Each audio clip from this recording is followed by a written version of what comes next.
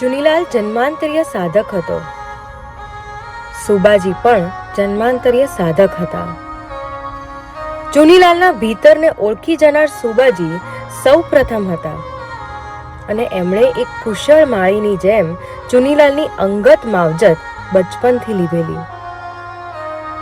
11 વર્ષનો આ સંબંધ ચુનીલાલના જીવન ઘડતરમાં અસાધારણ નિમિત્ત બનેલો અને આથી ચુનીલાલના ભીતરમાં સુબાજીનું અમિટ સ્થાન સ્થપાઈ ચૂક્યું હતું. આથી આજે નાની ઉંમરમાં અચાનક સુબાજીના દેવલોક ગમનના સમાચાર સાંભળતા જ ચુનીલાલે ઊંડો આઘાત અનુભવ્યો. આઘાત એટલો ઊંડો હતો કે ચુનીલાલનો સ્થળ કાળ સાથેનો સંબંધ ન રહ્યો. મોહનલાલ એટલું તો જાણતો હતો કે સુબાજીની વાત સાંભળતા ચુનીલાલને લાગી આવશે, પણ અત્યારે ચુનીલાલની સ્થિર અને ઊંડી ઉતરી ગયેલી આંખો જોઈને એ ગભરાઈ ગયો. એને રીતસર ચુનીલાલને હચમચાવી નાખતો ઘાંટો પાડ્યો. ચુનીલાલ, ચુનીલાલ! ત્યાં જ મોટાભાઈ આવી પહોંચ્યા. મોટાભાઈએ પૂછ્યું, મોહનલાલ, શું વાત છે? આટલો ગભરાયેલો કેમ છે? ચુનીલાલને શું થયું છે? મોહનલાલે તરત જવાબ આપ્યો, મોટાભાઈ, સારું થયું તમે આવી ગયા. સુબાજી દેવલોક પામ્યા છે. આટલું બોલી મોહનલાલ અટકી ગયો. મોટાભાઈ બધું જ સમજી ગયા. એમને આંચકો તો લાગ્યો, પણ તરત જાતને સંભાળી લીધી. ચુનીલાલને હાથ પકડી ઘરે લઈ ગયા. પ્રાણ વિનાનું જાણે શરીર હોય એવી ચુનીલાલની સ્થિતિ હતી.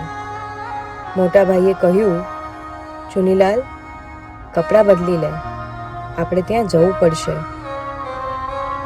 યંત્રવત ચુનીલાલે કપડાં બદલ્યા અને બંને જણા જૈન વિદ્યાશાળા પહોંચ્યા. સુબાજીનો દેહ ત્યાં રાખવામાં આવેલો.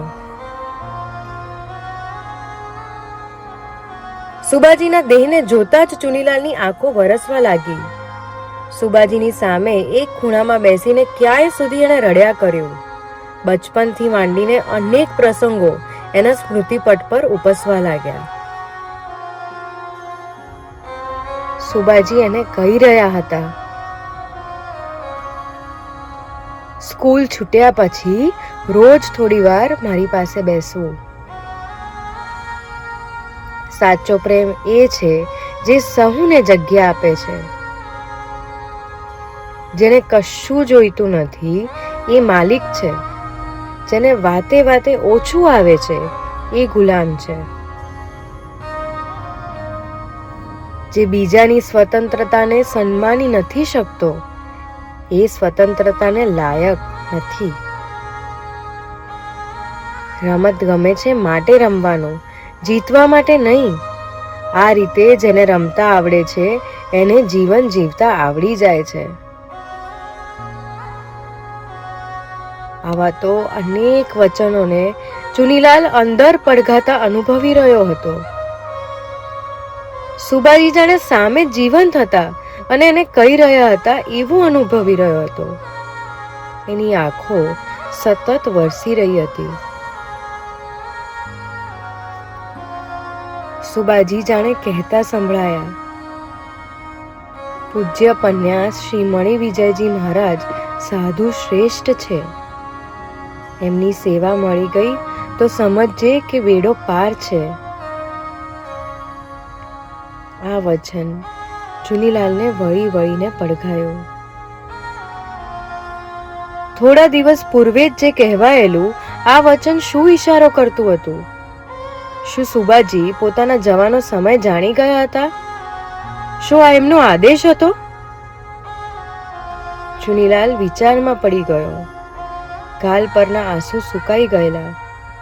ફરી એકવાર એની આંખો સ્થિર થઈ ગયેલી. ચુનીલાલે જ્યારે ત્યાંથી ઊભા થઈને સુબાજીનો ચરણ સ્પર્શ કર્યો ત્યારે ભાવમાં એક નિર્ણયે આકાર લીધેલો અને સુબાજી પ્રત્યેના ઋણ સ્વીકાર ભાવે આંખો ભીની થઈ ગયેલી. ઓમ શ્રી સિદ્ધિ સુરેશ્વર. સદગુરુભ્યો નમઃ.